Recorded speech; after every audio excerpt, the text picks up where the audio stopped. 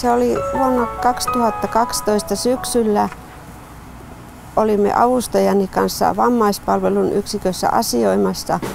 Ilmoitustaululla huomasin ilmoituksen, jossa etsittiin projektiin henkilöitä. Ja kohta sainkin sieltä palveluohjaajan, joka kertoi projektista enemmän. Olin aivan innoissani, sillä tiesin, että tämä sattui nyt sopivaan saumaan elämässäni. Olin ajatellut vaihtoa palvelukeskus päivätoiminnasta, koska se oli niin väsyttävää sairauttani ajatellen. Ajattelin käyttää henkilökohtaisemmin tätä. Minulla oli semmoista päivätoimintaa toimintakeskuksessa, joka oli liian rankka. Joo.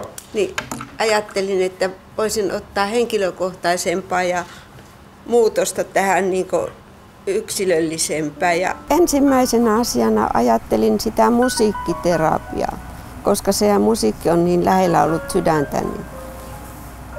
Mutta jostakin sitten päädyin kuitenkin kuvataideterapiaan, koska taiteetkin on lähellä sydäntäni. Tuli päätös myönteisenä, että pääsee siihen mukaan.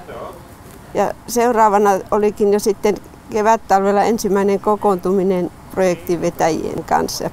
Auni. Olen saanut ääneni kuuluviin. Hyvä. Onko sä saanut uusia ideoita?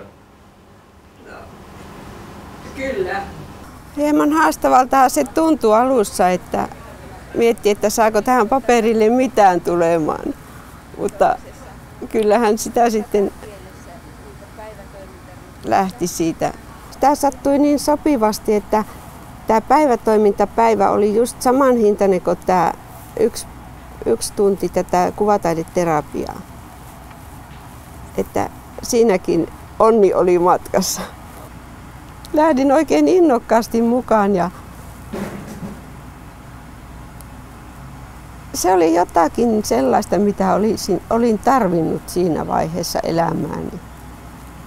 Useinkaan vammainen ja sairas henkilö ei jaksa lähteä mihinkään etsimään mitään linkkejä mistään, mutta tämä sattui minun kohdallani näin onnekkaasti. Kyllä se on ensiarvoisen tärkeää olla ne vertaistapaamiset ja mielestäni aika alkupuolella tätä projektia, koska silloin voi saada toisilta voimaa ja apua, jos tarvitsee projekti edetessä.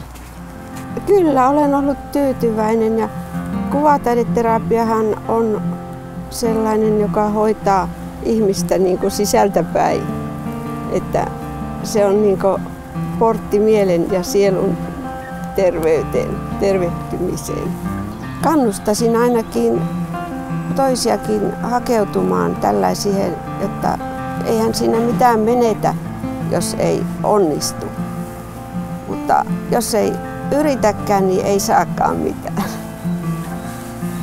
Ainahan unelmia ja haaveita pitää ihmisellä olla. Siihen olisi pyrkimys.